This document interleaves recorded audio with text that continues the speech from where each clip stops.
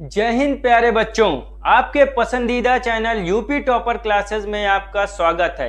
मैं आपका बड़ा भाई अजय गुप्ता आज लेकर आया हूं इंग्लिश का कंप्लीट सिलेबस। क्योंकि किसी भी सब्जेक्ट की तैयारी शुरू करने से पहले अगर हम उसका सिलेबस नहीं देखते तो वो कहीं ना कहीं अंधेरे में तीर चलाने जैसा होता है। लेकिन हम ऐसा बिल्कुल करने वाले नहीं हैं, क्योंकि हम एक टॉपर के नजरिए से देखते हैं। तो कोई भी सब्जेक्ट हम पढ़ेंगे सबसे पहले उसका सिलेबस डिस्कस करेंगे, किस सेक्शन से कितने मार्क्स का क्वेश्चन पूछा जा रहा है, वो सारी चीजें हम डिस्कस करेंगे। उसके बाद अपनी तैयारी शुरू करते हैं। तो आइए आज कंप्लीट सिलेबस हम डिस्कस करते हैं। इसमें हम कंप्लीट सिलेबस ओवरव्यू देखेंगे, इंपॉर्टेंट चैप्टर्स देखेंगे और एग्जाम पैटर्न प्लस स्ट्रेटजी, किस तरह से हमको तैयारी करनी है, वो सारी चीजें आज की वीडियो में हम डिस्कस करने वाले हैं। तो सबसे पहले देखेंगे overall marks distribution. Total marks कितने? 100 नंबर का आपका पेपर होता है, जिसमें से बोर्ड एग्जाम जो होता है उसमें कितने नंबर मिलते हैं? 70 नंबर। 70 नंबर का आपका बोर्ड एग्जाम होता है। बाकी बचे 30 नंबर। 30 नंबर जो होता है इंटरनल असेसमेंट के माध्यम से, स्कूल के माध्यम से दिए जाते हैं। स्कूल के द्वारा इंटरनल असेसमेंट कराया जाता है और जिसको प्रैक्टिकल बोलते हैं, उसमें से कितने नंबर मिलते हैं? 30 नंबर। तो इसमें से कहीं ना कहीं 26, 27, 28, 29 और कहीं कहीं पर 30 नंबर भी दे दिए जाते हैं। तो इनकी टेंशन तो हमको बिल्कुल नहीं लेनी है। हमको टेंशन किसकी लेनी है? इस वाले सेक्शन की, जो कि बोर्ड एग्जाम होगा 70 नंबर का। ये जो 70 नंबर का एग्जाम होता है, इसमें से 20 क्वेश्चन ऐसे रहते हैं जो MCQs होते हैं। अब अगर आप पहली बार सुन रहे हैं MCQ, तो मैं आपको बता दूं MCQ क्या होता है। मल्टीपल चॉइस क्वेश्चन, मतलब एक क्वेश्चन दिया रहेगा और उसके नीचे 4 ऑप्शंस दिए रहेंगे और सही ऑप्शन को चुन करके आपको कहाँ फिल करना होगा? OMR में। कहाँ फिल करना होगा? OMR में। एक अलग से OMR शीट दी जाएगी, जिसमें से ये 20 क्वेश्चंस को आपको उसमें जो करेक्ट होगा, जैसे एक क्वेश्चन उठाया आपने, उसमें से ऑप्शन बी करेक्ट है, तो ऑप्शन बी वहां पे क्या कर देना? सर्कल कर देना है। अब बाकी बचे यहां पे क्या? 50 मार्क्स। 50 क्वेश्चन डिस्क्रिप्टिव होते हैं। 50 जो क्वेश्चंस होते हैं वो डिस्क्रिप्टिव क्वेश्चंस होते हैं। तो इस तरीके से ये 70 नंबर डिस्ट्रीब्यूट किए जाते हैं। 20 नंबर MCQ और 50 नंबर डिस्क्रिप्टिव। और टाइम कितना दिया जाता है? 3 घंटे। 3 घंटे के अलावा जो 15 मिनट दिया जाता है, 15 मिनट दिया जाता है पेपर को पढ़ने के लिए, ताकि आप पेपर को अच्छे से पढ़ लें, समझ लें कि कौन सा सेक्शन कितने नंबर का है, कौन सा क्वेश्चन पहले करना। उसमें जो इंस्ट्रक्शन दिए होते हैं उनको बहुत अच्छे से पढ़ने के बाद ही हमको क्या करना होता है? पेपर सॉल्व करना होता है। नहीं कहीं ना कहीं गलती होने के चांसेस रहते हैं। इसलिए बोर्ड द्वारा 15 मिनट एक्स्ट्रा दिए जाते हैं और पूरा जो 3 घंटे का टाइम रहता है वो पेपर सॉल्व करने के लिए होता है। तो अब हम क्या देखेंगे? सेक्शन वाइज वेटेज, जो कि 70 नंबर कैसे कैसे डिस्ट्रीब्यूट होते हैं। तो रीडिंग के 10 मार्क्स, राइटिंग के 10 मार्क्स, ग्रामर के 15 मार्क्स और लिटरेचर के 35 मार्क्स। ये कहीं ना कहीं लिटरेचर वाला जो सेक्शन है ये ज्यादा वेटेज रखता है। तो एक एक करके हम देखेंगे। ये जो रीडिंग स्किल्स है, जो 10 मार्क्स की होती है, उसमें क्या क्या पूछा जाता है? अनसीन पैसेज पूछा जाता है। क्या पूछा जाता है? Unseen passage. अब ये अनसीन पैसेज क्या होता है?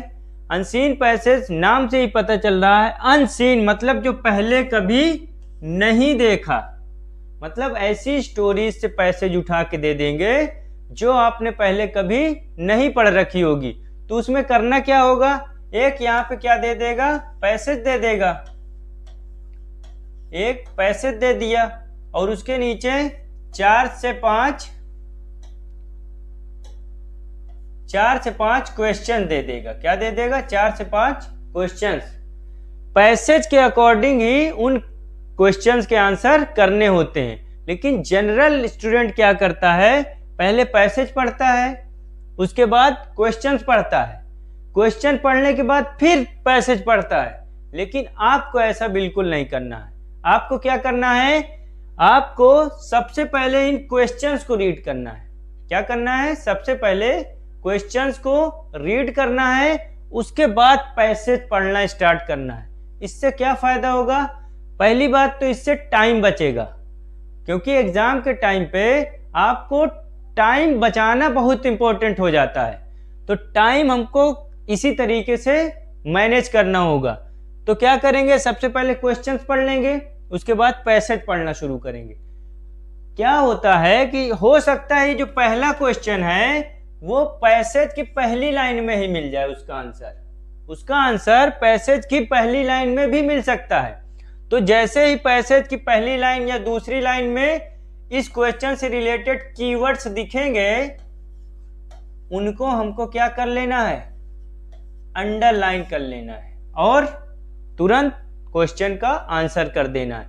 इस तरीके से पहले जब हम क्वेश्चंस पढ़े रहते हैं तो हमारे दिमाग में वो कीवर्ड्स क्लिक करते हैं, और जब हम पैसेज पढ़ते जाते हैं तो जब उससे रिलेटेड कीवर्ड्स वहां पे आते हैं तो हम अंडरलाइन करके उन क्वेश्चंस के आंसर डायरेक्टली कर देते हैं। इससे बार बार हमें क्वेश्चन और पैसेज पढ़ना नहीं पड़ता है। तो ये स्ट्रेटजी आप अपनाएंगे अनसीन पैसेज सॉल्व करते समय। उसके बाद वोकैब सेक्शन से क्या होता है, वोकैब सेक्शन में पूछता है सिनोनिम्स पूछ लेगा, जिसको हिंदी में बोलते हैं पर्यायवाची। क्या बोलते हैं, पर्यायवाची। एंटोनिम्स पूछ लेगा,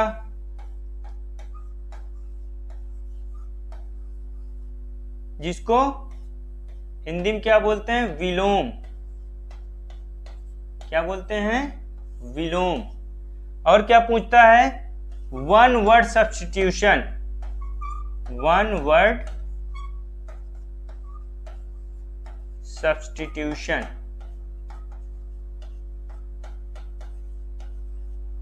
अनेक शब्दों के लिए जो एक शब्द होता है ना, अनेकार्थी। और idiom phrases, idiom and phrases, ये क्या होते हैं, मुहावरे एवं लोकोक्तियां कह सकते हैं, या मुहावरे एवं वाक्यांश कह सकते हैं। अगर इसको देखें तो इसका क्या होगा, मुहावरे एवं वाक्यांश, और मुहावरे या लोकोक्ति भी कह सकते हैं। तो वोकैबुलरी सेक्शन से ये क्वेश्चंस देखने को मिलते हैं। और क्या होता है, शॉर्ट आंसर क्वेश्चंस और कॉम्प्रिहेंशन स्किल्स। ये कॉम्प्रिहेंशन स्किल्स क्या होता है, आपकी समझ को चेक करने के लिए कि किसी पैसेज को पढ़कर आप कितना उसको समझ पा रहे हैं, उसको चेक करने के लिए, आपकी स्किल चेक करने के लिए कॉम्प्रिहेंशन स्किल ये दिया जाता है। ये लगभग अनसीन पैसेज के जैसा ही होता है। इसमें भी क्या होता है, नीचे क्वेश्चन दिए रहते हैं और ये कॉम्प्रिहेंशन पढ़कर उनके आंसर्स करने होते हैं। नेक्स्ट, अब बात करते हैं राइटिंग स्किल्स की। ये भी कितने मार्क्स की होती है, 10 मार्क्स की। इसमें क्या होता है, लेटर राइटिंग, फॉर्मल या इनफॉर्मल। तो फॉर्मल क्या होता है, फॉर्मल होता है जो जैसे हम स्कूल के प्रिंसिपल को लिखते हैं, स्कूल के प्रिंसिपल को हो गया, किसी ऑफिस में अगर कोई लेटर देना है तो भी जो लेटर लिखे जाते हैं उनको क्या बोलते हैं, फॉर्मल लेटर्स। और इनफॉर्मल क्या होता है, जैसे हमको किसी रिश्तेदार को लिखना है, अपने दोस्तों को लिखना है ना, जैसे अपने भाई को लिखना है, टू योर ब्रदर,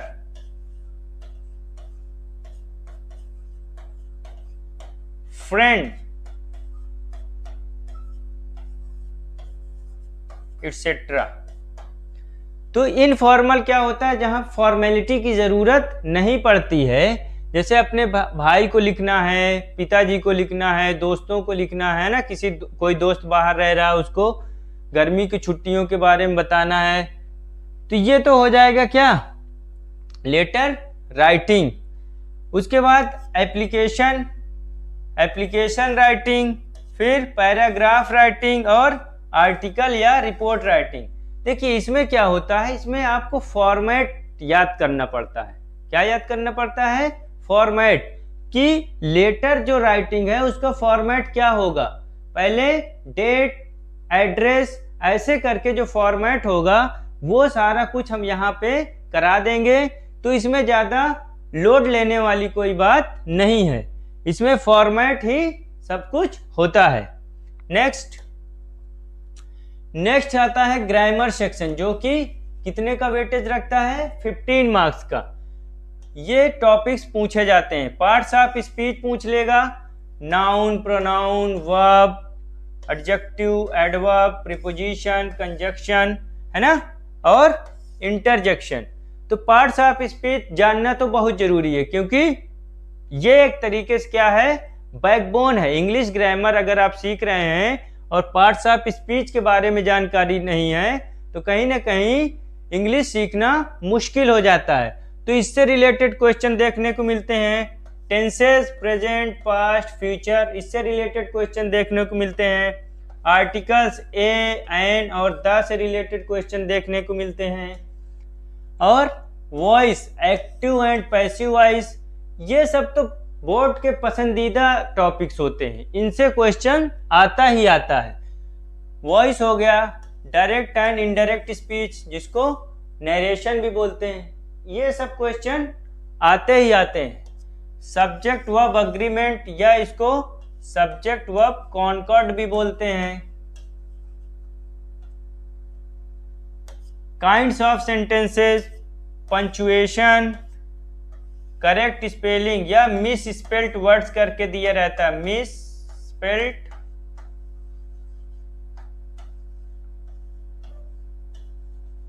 वर्ड्स, और लास्ट में दिया रहता है Hindi to English translation, Hindi से इंग्लिश में ट्रांसलेशन करने के लिए भी आता है। मतलब कि अगर आपने इन सारे चैप्टर्स को पढ़ लिया तो हिंदी से इंग्लिश में, खास तौर से क्या, टेंस अगर आप पढ़ लेंगे ना, तो टेंस में ट्रांसलेशन ही सिखाया जाता है।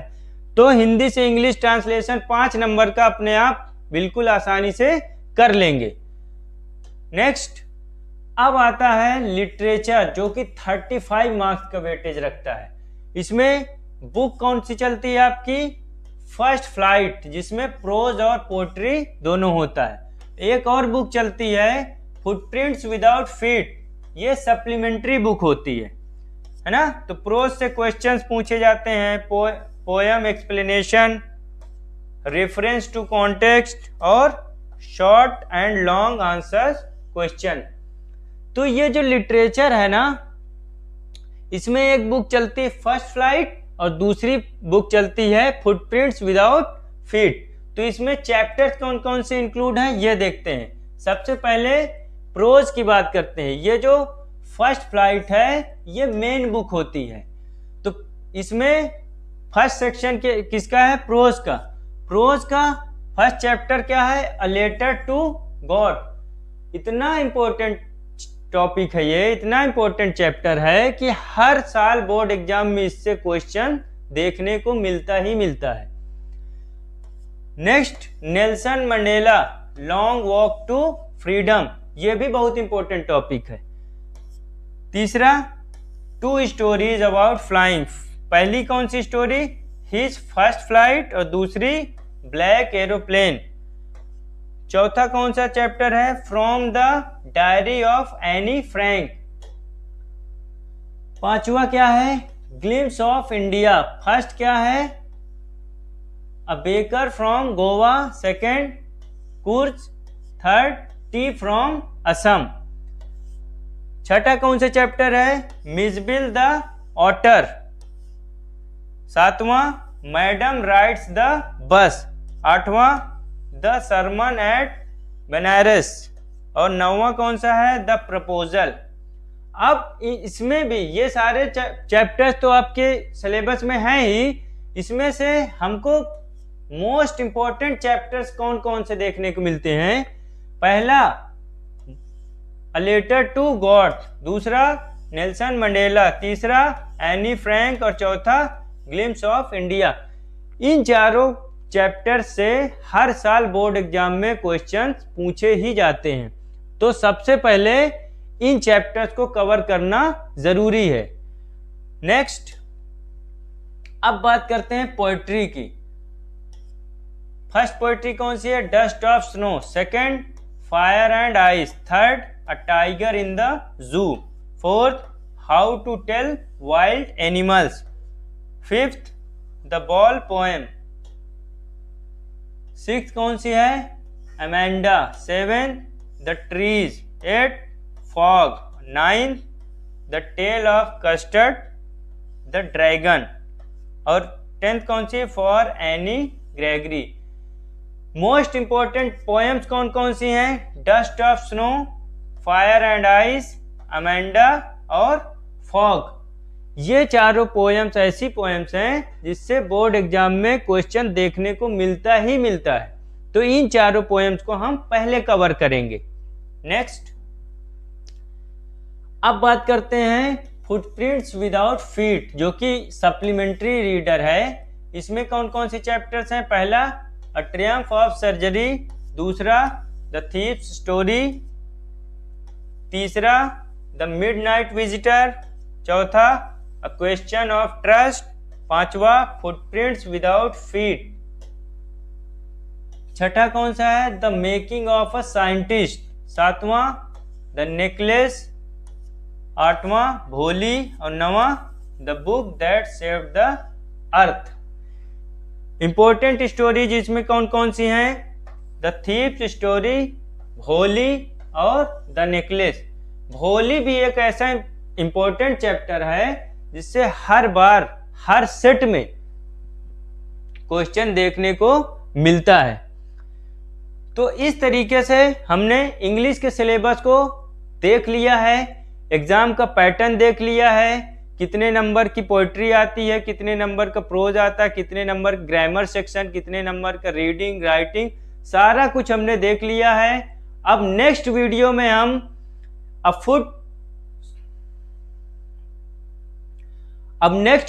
हम अ लेटर टू गॉड को वन शॉट में, मतलब एक ही वीडियो में कंप्लीटली कवर करेंगे। तो नेक्स्ट वीडियो देखना ना भूलिएगा। इसी तरीके हर सब्जेक्ट का पहले हम सिलेबस डिस्कस करेंगे, उसके बाद एक चैप्टर वन शॉट में, ऐसे करके हम अपनी तैयारी शुरू करेंगे और पूरे साल में कम से कम 2 बार आपके सिलेबस को रिवाइज करा देंगे। उसके बाद बचे हुए 1 से 2 महीनों में क्या करेंगे? क्वेश्चंस पे वर्क करेंगे, प्रीवियस ईयर क्वेश्चन कराए जाएंगे। मतलब हर सब्जेक्ट को आपको इसी चैनल पे पढ़ाया जाएगा, कहीं और जाने की ज़रूरत नहीं है। ये channel UP board class 9th और 10th के लिए ही बना है। क्लास 9th और 10th की कंप्लीट तैयारी इसी चैनल पर कराई जाएगी। तो इस वीडियो को ज़्यादा से ज़्यादा लोगों तक शेयर कीजिए। चैनल अभी तक सब्सक्राइब नहीं किए हैं तो चैनल को सब्सक्राइब कर लीजिए। वीडियो पसंद आता है तो वीडियो को लाइक कीजिए। तो मिलते हैं नेक्स्ट वीडियो में, तब तक अपना और अपनों का ख्याल रखिए। जय हिंद।